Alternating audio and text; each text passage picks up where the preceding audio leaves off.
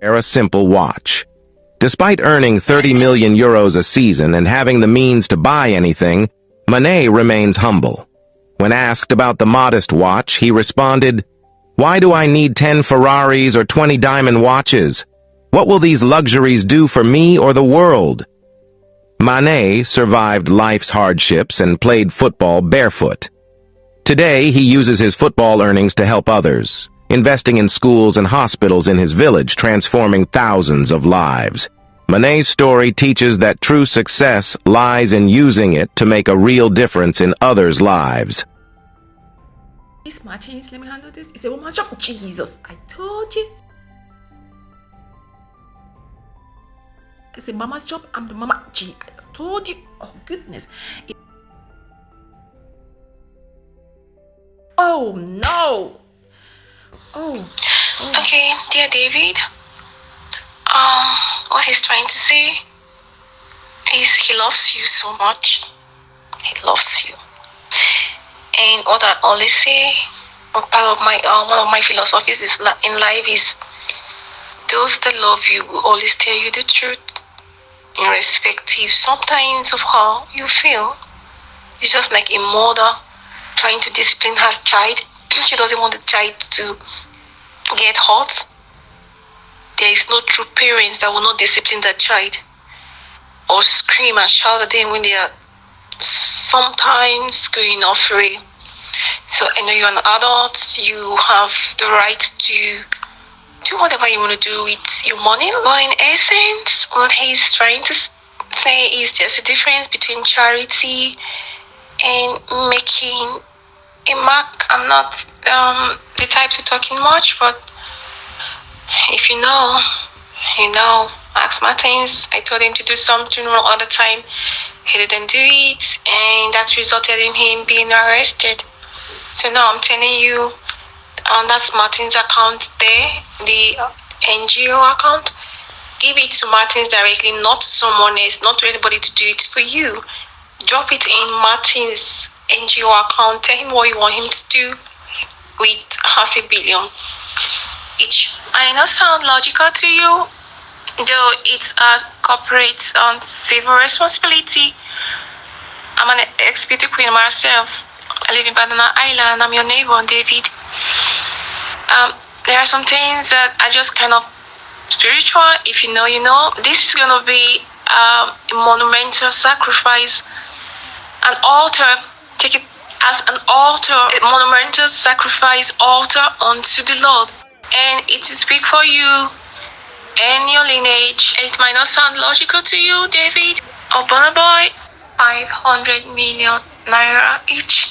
If you want to make it up to $1 billion and above $1 billion, oh, fine. Just like Rahab in the Bible, God sent an instruction to destroy the whole of Jericho, but she had faith.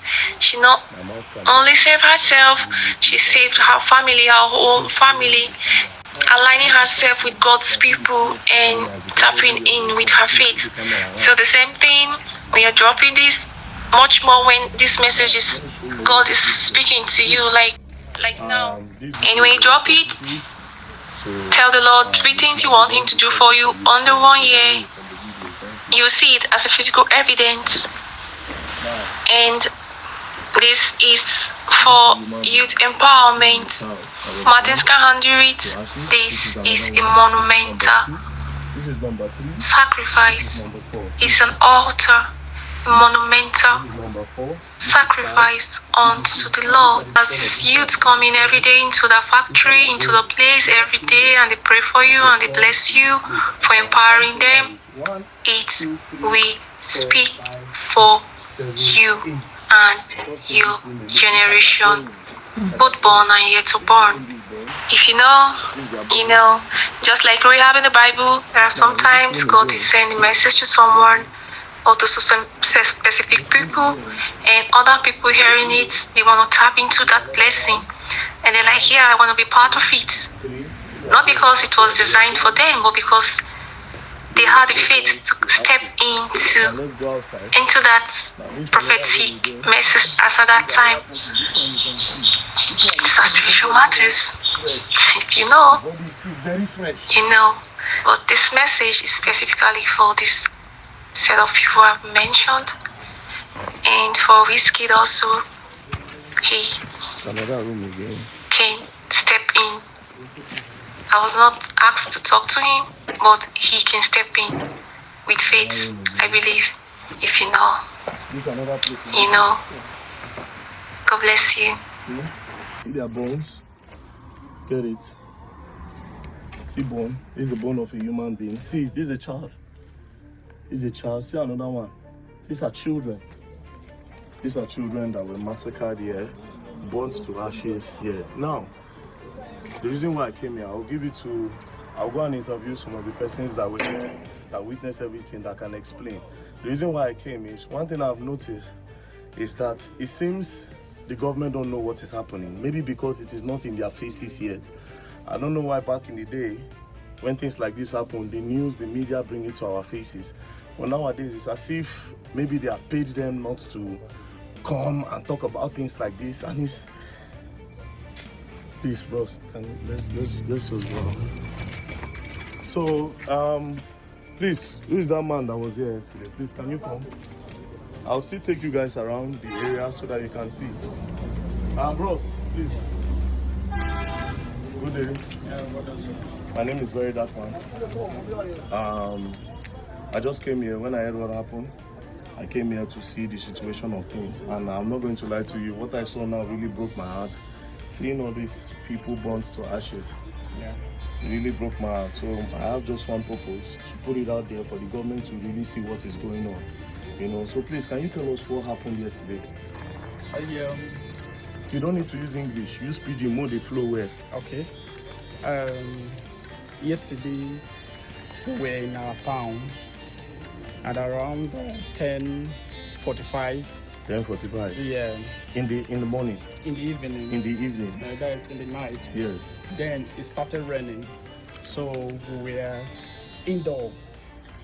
Then at about the time now, then the husband Fulani men just came nowhere. They started with hunting us at the police station over there. Yeah, at the police station. That's where it started. Yes.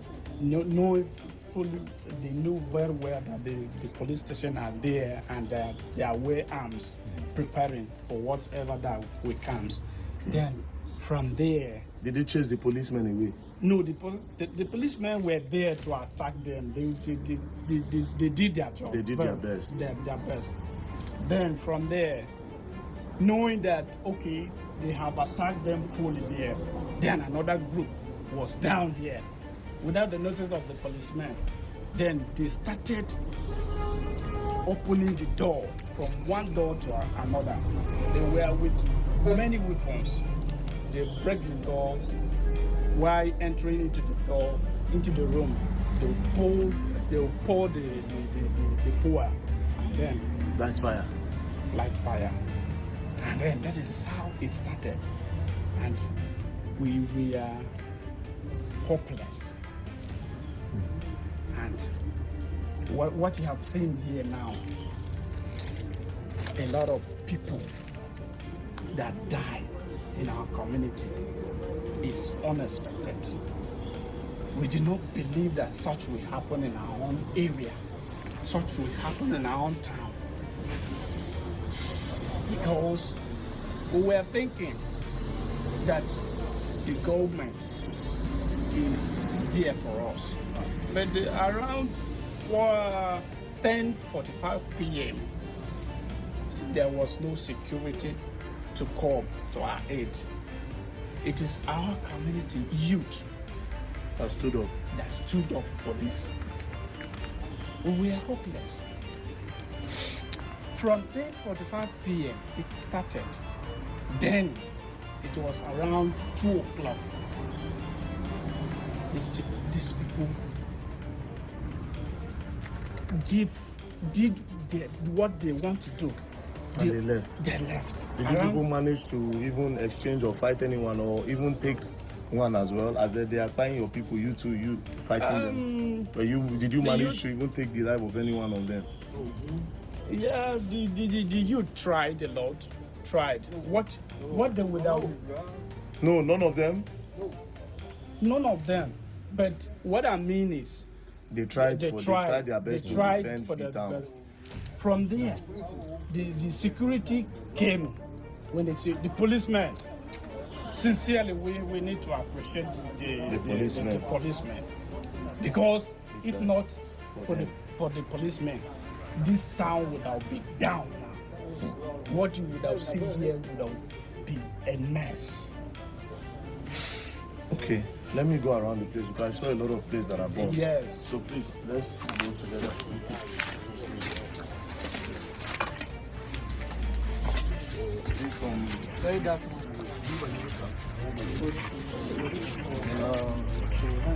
I saw the amount of people. There that were killed. Yeah. Even here too. How many people? How many people do you say was killed there? You know, 40 people. 40. Yeah. Yes. 35. Yeah. We move down. Let's go down. Let's go down.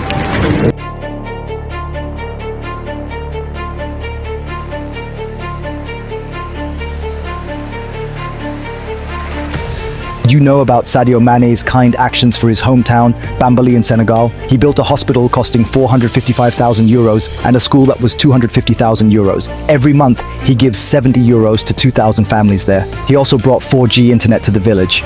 Now he's in the process of making a gas station and a post office. Mane truly remembers his roots and is giving back in a big way. A wildebeest was drinking water when it was suddenly attacked by a crocodile. The instinct for survival made the wildebeest rush towards the shore with all its might. At the same time, it continuously sent distress signals to the wildebeest herd.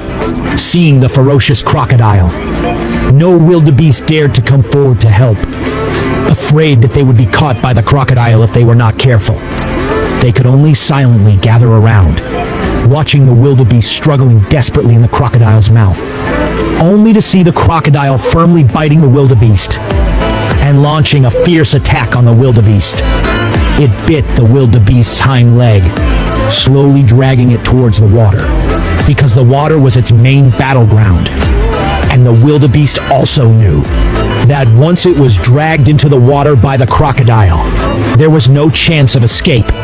It once again pleaded with its companions on the shore, but still received no response. The wildebeest was dragged into the water by the crocodile. But then, something unexpected happened. Two hippos were seen slowly approaching from a distance.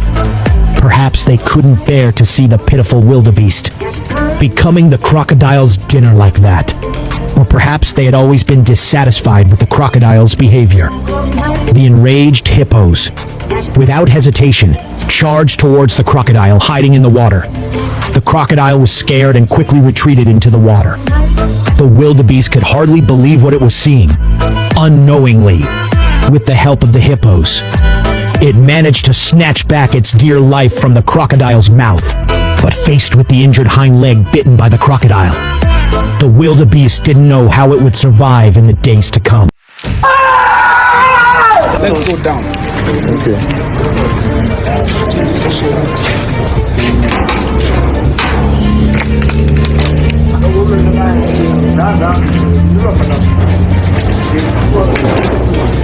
How many people died here? Oh, this is where you store your food. Yes, here is 15 people. Yes. And this is the honor of the Please. Oh, yeah. that's sad. Sorry, madam. Yeah. Sorry for your loss. Sorry for your loss. So what are they doing now? What's this they are doing? It's right. They're separating the ones that... Okay, the one that was born. Yeah. Trying to recover back the remaining. Yes. So she also lost the woman. The man. Oh man. The whole place was full of rice. Yes. Almost 200. That should be estimated to like how much? Huh? Probably around 20-something million or so. Jesus Christ. And this man that you have seen here is the richest man in this town. He lost his brother. He lost his brother. Two brothers and a wife. Pharmacy. Yeah, the guy studied pharmacy. Sorry for the loss, sir. Sorry, sir, for your loss. Sorry, sir. Sir, we'll move forward. Let's move forward. Yes, we have other.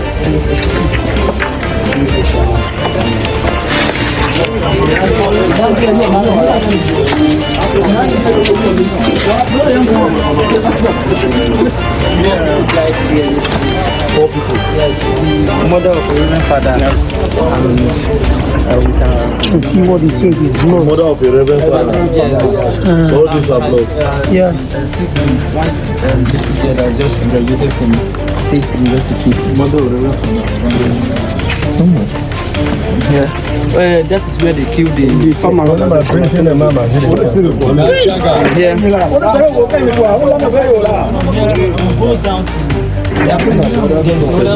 There are other places down there. Let's go.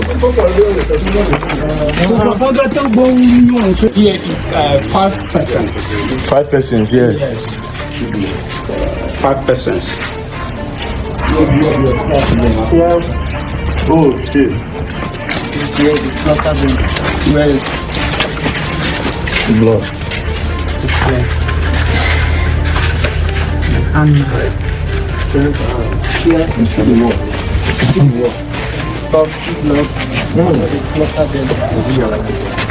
you can come inside.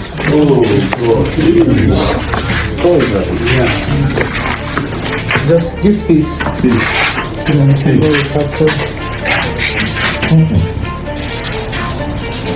See?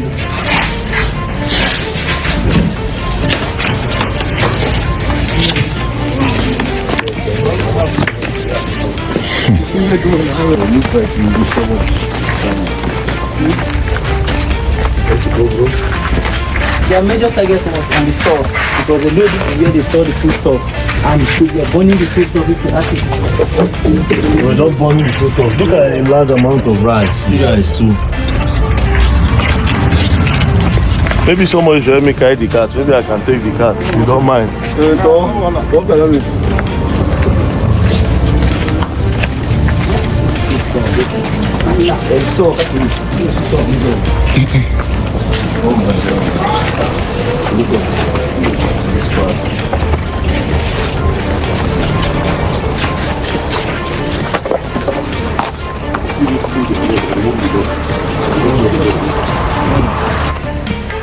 That's man.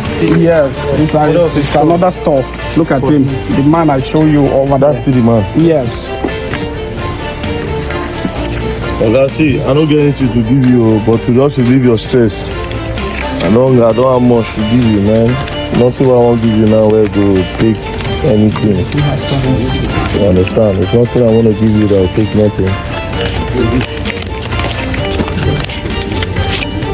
There's nothing I want to give you that will take nothing. God bless Thank you, sir. There's nothing I can replace with. You're too kind.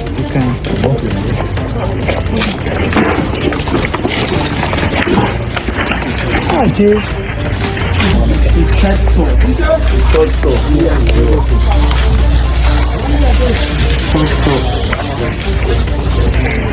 That man has lost a lot.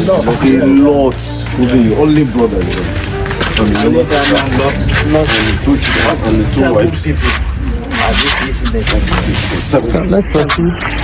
two wives. Let's proceed. Only blood brother. One brother, one sister, And two children. We have a long way to go.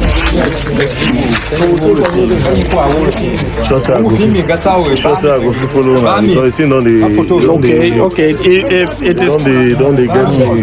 yeah, it is okay for you. Then we will leave it. Don't they get me? I know right. But we're almost. Yeah, we'll move like that. Then it will be a nice. This is my first time doing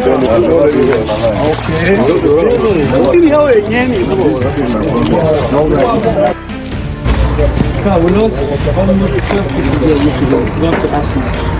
But we are able to recover 9 that were buried. There is one there, hidden there, that we don't know the person yet.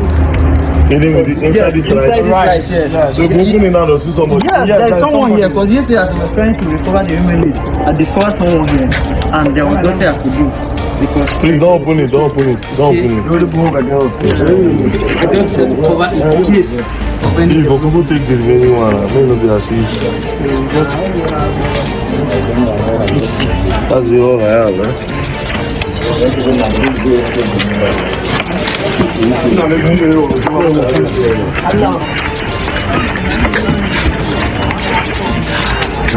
This thing they put me in, the more just go away. I think I just go, but it's okay.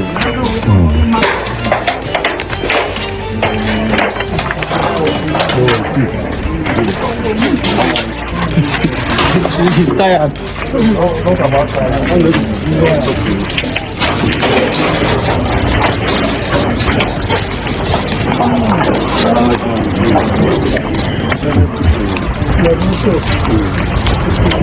Yeah, it was up to 14 people.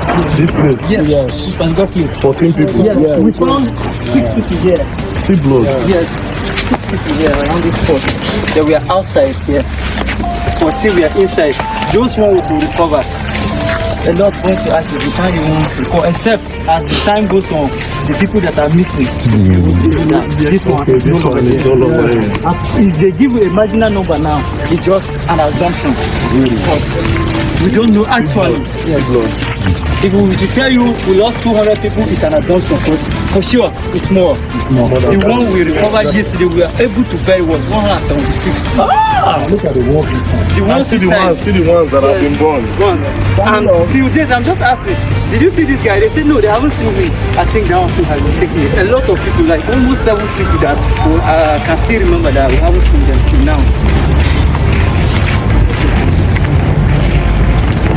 I don't have anything to do. All I can do is to just say people to see what's going on. This is genocide. No, this is it. It is genocide. See, your parents want to help us. Nigeria need to help us. I think this is my first time in this state. And this is the first thing I'm meeting. Are you very dark man or you don't look like this? You're very dark man. Oh, I saw you, I said very dark man. I feel like...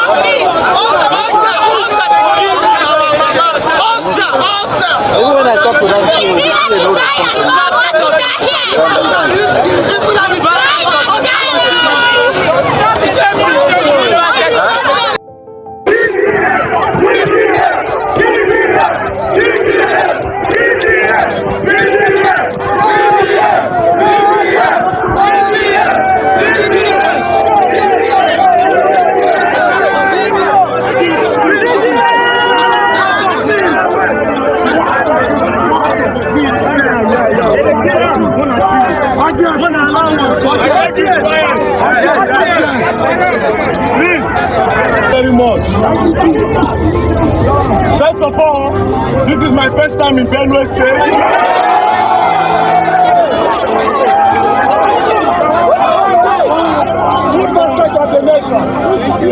Welcome, sir.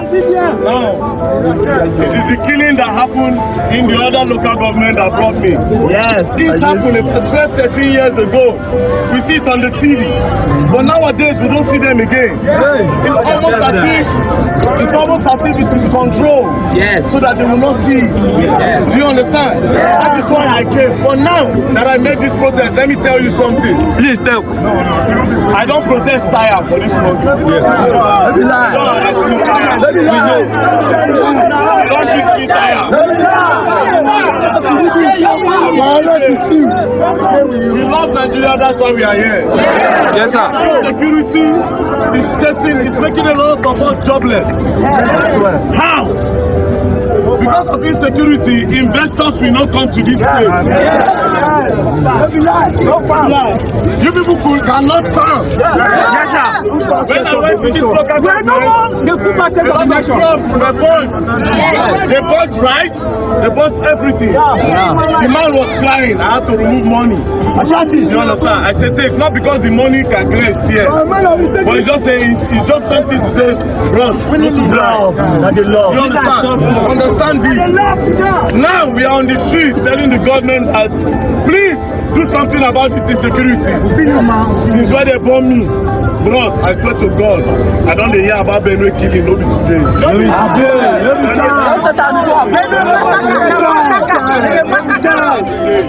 But it is time for it to end. Yes!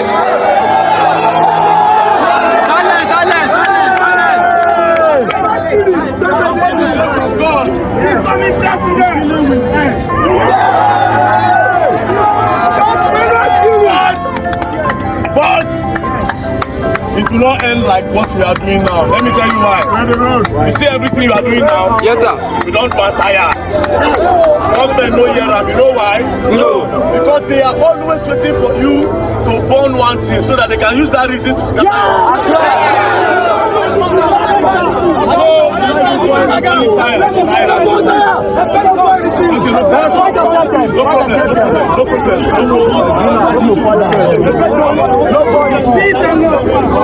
So, what we are going to do now, I spoke to the police there. I said, don't attack us anymore. Yes. We want to talk. We want you to listen. Yes. They said before they listen, we also have to assure them that they will listen to us peacefully. So the only way they can listen to us now, we'll clear the road. When we clear the road, we go back to them. We tell them the demand. Do you understand? Yes. Then the CP will now assure us that, okay, give us a day. We'll make sure there's security. Now, this is what will happen. If we give them a day, security will come day. We'll come back and do the full madness.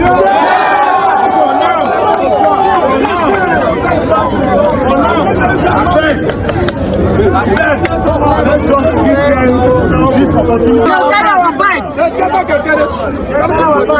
Anything they collected from you, I will try to get it. Anybody they arrested, I will talk them to release them.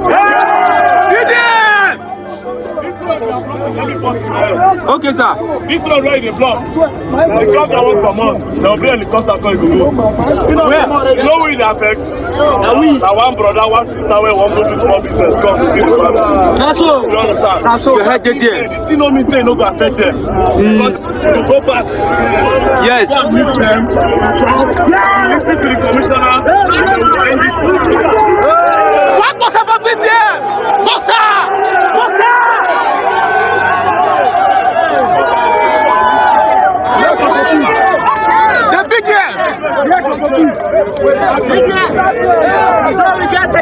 Let's go. I don't know. I'm going to tell you the difference between the Igbos and the Hausas. I'll tell you the difference between the Easterners and the Northerners. See, Hausas, I beg more than no verse. I'm just trying to make a point. You understand? No hard feelings. I beg more than no just verse. I just need to make a point. Now, I'll tell you why they have a lot of beggars in the North against the East. Do you understand? Let me break it down. Right. As you all know, in Nigeria, we know the Igbos as businessmen. We know that for this country, now Igbos now do business pass, and then no trade pass. Do you know how we started? It started with one man called Obinna. Guess what? Just the way we know a lot of Igbo men are businessmen, they do business, they get a lot of billionaires. A lot of those billionaires, where they say a lot of them are illiterate, they don't go to school.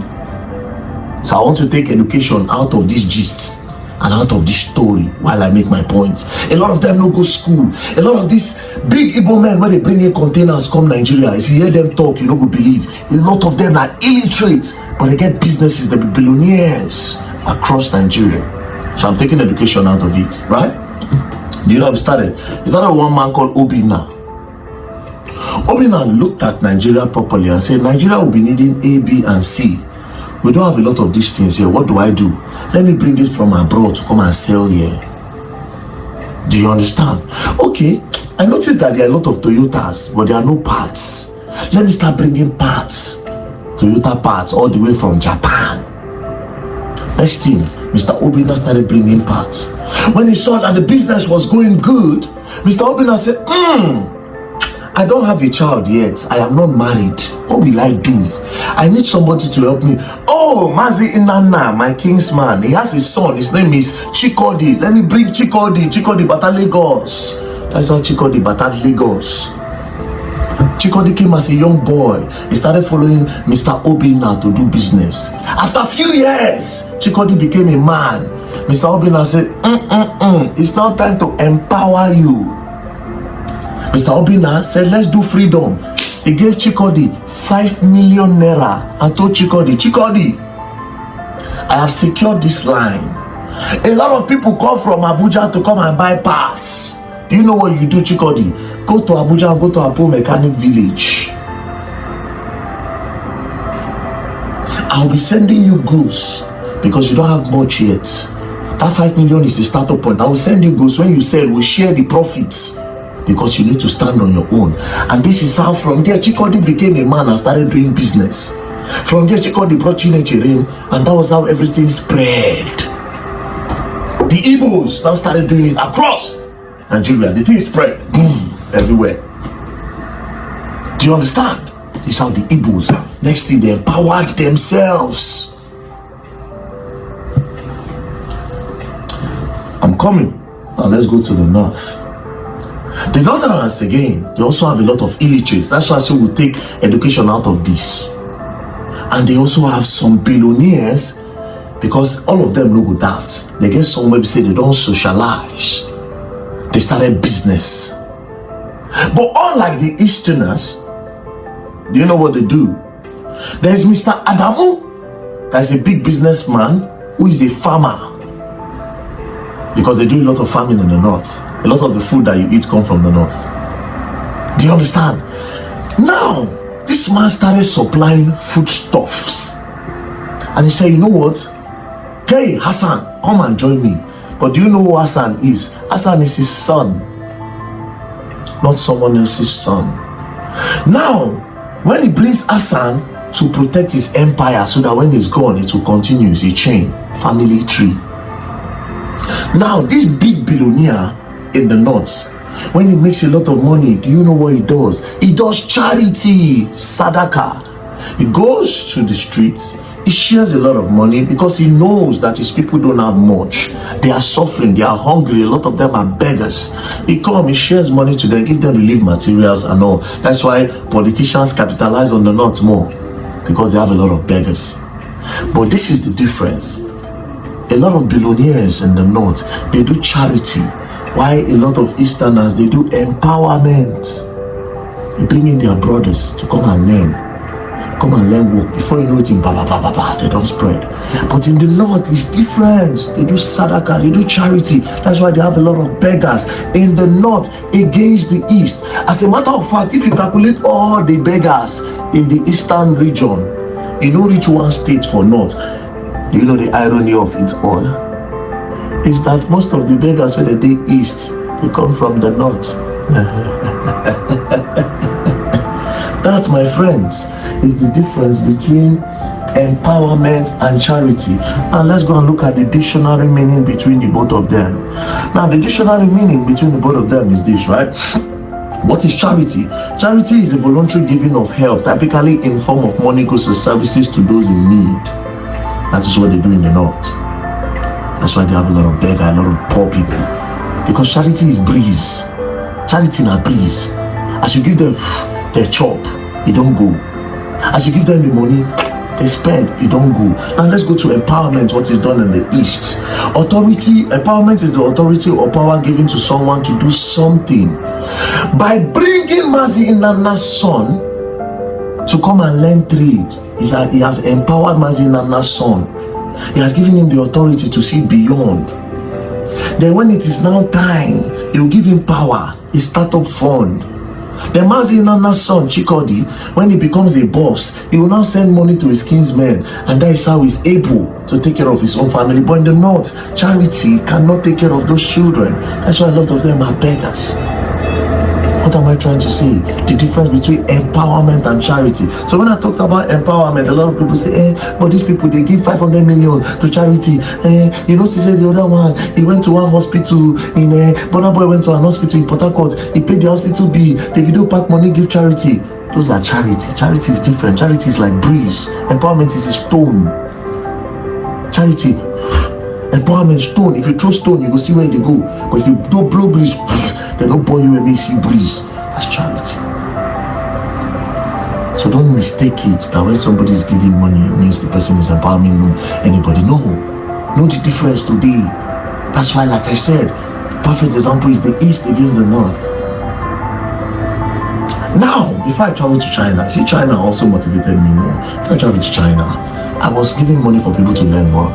But when I go to China, I solidify why I must do it more and more and more.